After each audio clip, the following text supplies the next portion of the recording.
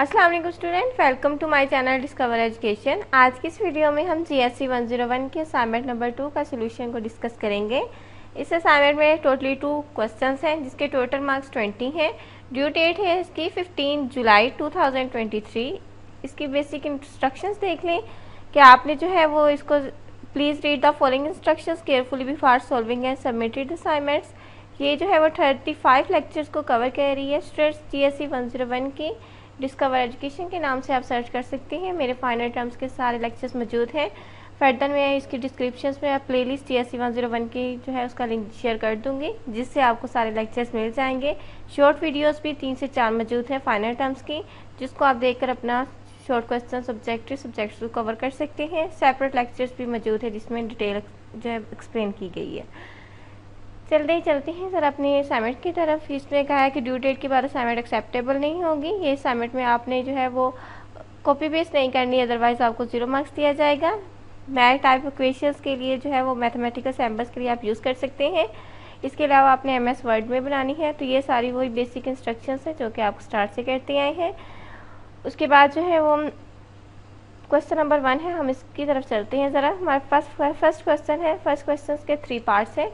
जो 3 पार्ट्स हैं उसमें जो फर्स्ट क्वेश्चन का जो फर्स्ट पार्ट है उसके 3 नंबर हैं। उसके बाद सेकंड क्वेश्चन का पार्ट है उसका फर्स्ट क्वेश्चन का जो सेकंड पार्ट है उसके भी 3 नंबर हैं और जो थर्ड पार्ट है उसके 4th नंबर है। ठीक है, फर्स्ट क्वेश्चन सबसे पहले आपने क्वेश्चंस को समझना है। उसके बाद मैं सॉल्यूशंस को भी जो उसका आंसर है उसको भी एक्सप्लेन करूँगी। उसके बाद आपने जो है वो खुद बनाने की कोशिश करनी है, कॉपी पेस्ट नहीं करनी। Can we say that the addition and substitution reactions have any impact on single, double and triple bonds? If yes, then justify it with example, and if no, explain with scientific reason. उसने कहा है कि addition और substitution reaction जो है वो single, double या triple bonds पर इम्पैक्ट करती हैं। अगर तो आपका आंसर येस है तो आपने जो है वो इसको एक्सप्लेन करना है कैसे है, और अगर नो है तो फिर आपने इसको एक्सप्लेन करना है। ठीक है, और आपने इसको जो है वो एग्जाम्पल्स के साथ बताना है। ठीक है, पहले हमारे पास जो है वो हम इसका आंसर यस है। एडिशन और सब्सटीट्यूशन रिएक्शन जो है वो सिंगल, डबल और ट्रिपल बॉन्ड्स पर इफेक्ट करती है। अब किस तरह यस है हम इसको देखते हैं। इनको हमने एग्जांपल के साथ प्रूव करना है। सबसे पहले एडिशन रिएक्शंस आ जाते हैं। एडिशन रिएक्शन बेसिकली जब 2 मॉलिक्यूल्स एक कंबाइन होते हैं तो वो एक सिंगल प्रोडक्ट मॉलिक्यूल के बनाते हैं। एज ए एग्जाम्पल मैं आपको बता रही हूँ, जिस तरह अगर 2 को 2 में ऐड करें, ठीक है, ऐड कर रहे हैं, एडिशन होगा और उसकी जो प्रोडक्ट होगी वो 4 आ जाएगी। इसी तरह 2 मॉलिक्यूल्स को जब हम कंबाइन करते हैं तो उसकी प्रोडक्ट सिंगल आती है। इसको हम कहते हैं एडिशन रिएक्शंस। इस रिएक्शंस में जो है वो पाई बॉन्ड इन डबल और triple bonds are broken, resulting in the formation of new sigma bond. जब पाई बॉन्ड जो है और डबल और ट्रिपल बॉन्ड इसका ब्रोकन होगा तो ब्रेक डाउन होगा तो एक नया सिग्मा बॉन्ड जो है वो बनेगा। इसकी एग्जांपल है in the addition of hydrogen gas H2 to an alkene. Alkene में डबल बॉन्ड होता है, अल्केन में सिंगल बॉन्ड होता है, और अल्काइन एक वर्ड होता है जिसमें ट्रिपल बॉन्ड होता है। ठीक है, a single bond is form between 1 carbon atom and hydrogen atom converting the double bond into a single bond, यानी डबल बॉन्ड को सिंगल बॉन्ड में कन्वर्ट कर दिया जाता है।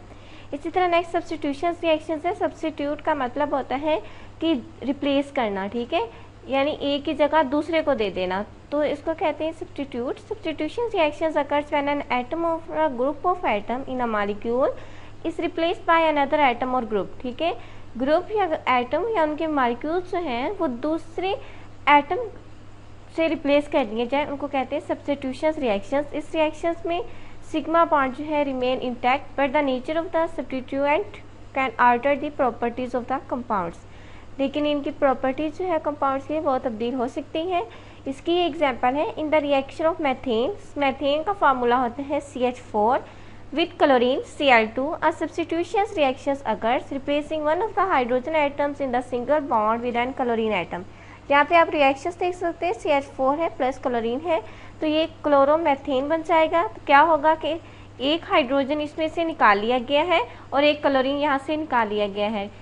एक हाइड्रोजन और एक क्लोरीन यहाँ से निकल जाएगा तो पीछे CH3Cl बच जाएगा और ये HCl आ जाएगा, जिसको हाइड्रोजन क्लोराइड या हाइड्रोक्लोरिक एसिड भी कहते हैं। ठीक है, तो in both addition and substitution reactions the bonds in organic compounds are altered leading to change their structure, properties and reactivity. ठीक है, तो एडिशन और सब्स्टिट्यूशन रिएक्शंस में जो ऑर्गेनिक कंपाउंड्स के सिंगल, डबल या ट्रिपल बॉन्ड होते हैं उनकी प्रॉपर्टीज़ पर इफेक्ट पड़ता है। तो हमने ये चीज़ें विद एग्जांपल प्रूव कर दी है कि किस तरह इम्पैक्ट करता है। आई होप आपको फर्स्ट पार्ट की इसके क्वेश्चन की समझ आई होगी। फर्दर कोई भी कन्फ्यूजन हो तो आप कमेंट बॉक्स में पूछ सकते हैं। नेक्स्ट इसका पार्ट है discuss the chemical bonding of alloys steel. तो सबसे पहले जो है वो alloys steel is a type of steel that is made by mixing iron with other elements.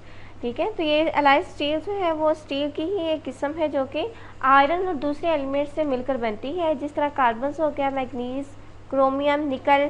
ठीक है, इसी तरह molybdenum to improve its properties. इनकी केमिकल बॉन्डिंग अलाइक ही है, वो केमिकल बॉन्डिंग इसमें स्टील की इन्वॉल्व होती है। इसमें combination of metallic and covalent bonding. सबसे पहले हम मेटालिक बॉन्डिंग को देखेंगे क्या होती है और फिर हम कोवलेंट बॉन्डिंग को देखेंगे। मेटालिक बॉन्डिंग बेसिकली ये भी एक बॉन्डिंग इस alloys steel is metallic bonding. ठीक है, ये प्राइमरी टाइप है और मेटालिक बॉन्डिंग जो है वो मेटल के आइटम्स के इलेक्ट्रॉन्स, जो वैलेंस शेल के इलेक्ट्रॉन्स होते हैं उनको शेयर करने से बनती हैं। यानी आउटर मोस्ट शेल में जो इलेक्ट्रॉन्स मौजूद होंगे उनको अगर हम शेयरिंग करें तो वो मेटालिक बॉन्डिंग बनती है। नेक्स्ट कोवलेंट बॉन्डिंग आ जाएगा। ये also plays a role in alloys steel particularly when alloying elements such as, जिस तरह कार्बन, क्रोमोमियम हो गया। ठीक है, तो ये भी हमने जो ऊपर ये पढ़े हैं इनके अलाइव बनाने के लिए यूज़ होते हैं, वही सारे इसमें आएंगे। Covalent bond when atoms share electron to achieve a stable electron configuration. Covalent bond भी शेयरिंग पेयर ऑफ इलेक्ट्रॉन से ही होते हैं वाकर, लेकिन इसमें जो है वो अपने इलेक्ट्रॉनिक कन्फिग्रेशन को स्टेबल करने के लिए शेयरिंग करते हैं, ना कि टोटली शेयरिंग अपने वैलेंस इलेक्ट्रॉन्स को करते हैं। तो ये मेटालिक और कोवलेंट में थोड़ा सा डिफरेंस था और ये दोनों जो है प्रॉपर्टीज़ इनकी बॉन्डिंग जो है वो अलाइज स्टील में इन्वॉल्व होती हैं। The combination of the metallic bonding, covalent bonding and interstellar alloying contributes to the unique properties of alloy steel। ठीक है, इसी तरह by carefully selecting and controlling the composition of alloy element it is possible to tailor the mechanical, physical, इसी तरह chemical properties जो हैं इनमें different applications आ जाती हैं। इनके हम स्ट्रेंथ को इंक्रीज भी कर सकते हैं, हार्डनेस भी कर सकते हैं, कोरिजन रेजिस्टेंस और हीट रेजिस्टेंस भी कर सकते हैं अकॉर्डिंग टू देयर एप्लीकेशंस के इनका यूज़ कहाँ पे करना है तो उसके अकॉर्डिंग हम इसको कर सकते हैं। ठीक है, नेक्स्ट हमारे पास थर्ड पार्ट आ जाता है name the natural sources of the given acids. ये जो नेम है इनके stearic acid, oxalic acid, lactic acid और टार्टिक एसिड हमने बताना है कि इनके जो नेचुरल सोर्सेज हैं ये कहाँ पे यूज़ होते हैं, कहाँ से लिए जा सकते हैं, तो ये सारा कुछ हमने इनमें डिटेल बतानी है। ये आपने अच्छे से कहनी है, आपके लेक्चर्स में मौजूद है, मैंने आपके लेक्चर जो बनाए हुए हैं वहाँ पे अच्छे से समझाए हुए हैं क्योंकि ये ऑब्जेक्टिव में जो है वो बहुत ज़्यादा पूछे जाते हैं। Natural sources of the given acids as the follows. तो सबसे पहले जो है हमारे पास स्ट्रिक एसिड आएगा। स्ट्रिक एसिड जो है वो स्ट्रिट्स फूड्स में यूज़ किया जाता है, सिट्रस फूड्स में, particularly in high concentration in lemons and Lyme's. इनका जायका थोड़ा सा लेमन्स का ये तुर्श नमा होता है तो ये स्ट्रेस की वजह से ही होता है। It is also present in oranges, grape fruits and other fruits, citrus fruits. ठीक है, citric acid gives these fruits their characteristic sour taste. वही सोर टेस्ट का मतलब होता है तुर्श नमा जायके के लिए ये यूज़ किया जाता है।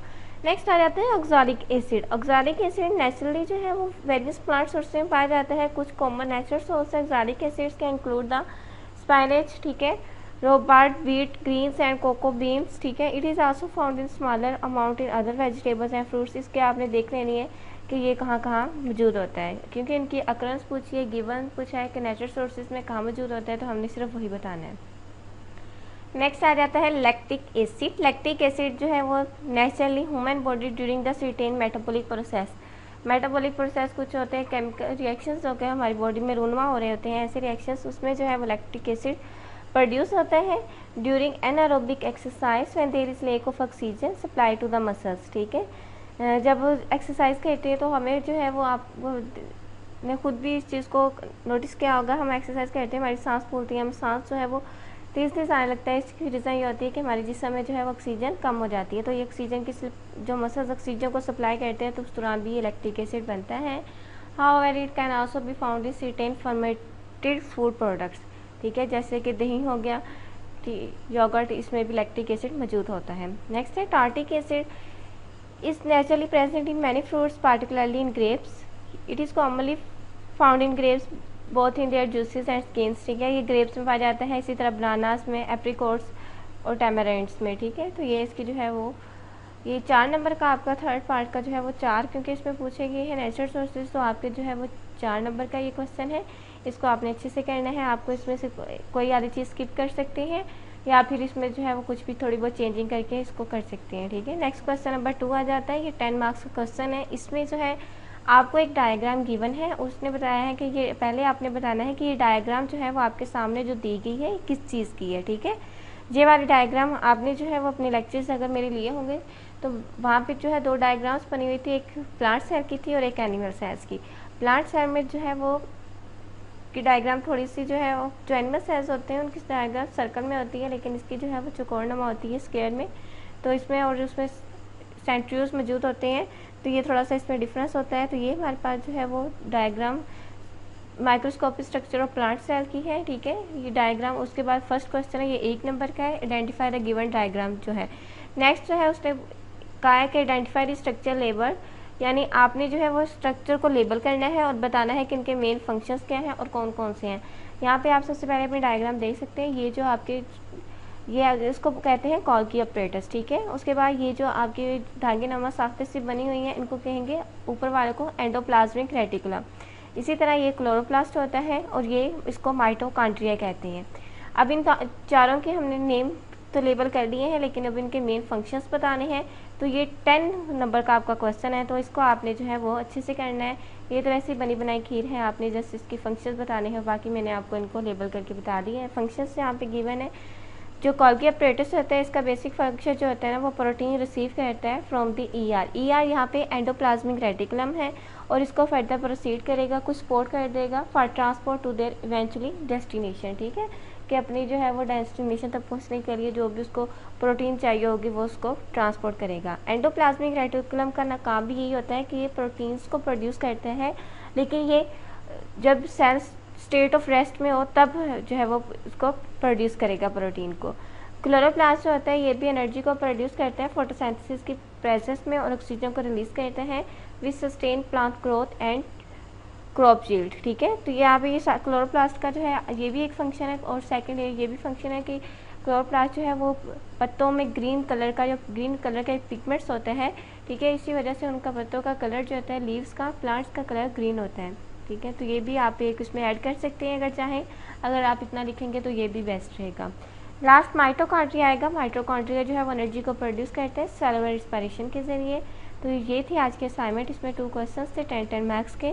मैंने फुल एक्सप्लेन कर दी है। आई होप आपको समझ आई होगी। वीडियो को लाइक ज़रूर करें, अपने फ्रेंड्स के साथ शेयर करें और फाइल के लिए मैं डिस्क्रिप्शन में आपको व्हाट्सएप लिंक शेयर कर दूँगी। अगर आपको PDF इसकी फ़ाइल चाहिए हो तो आप ग्रुप को ज्वाइन कर लीजिएगा, वो आपको जो है वो फाइल प्रोवाइड कर दी जाएगी।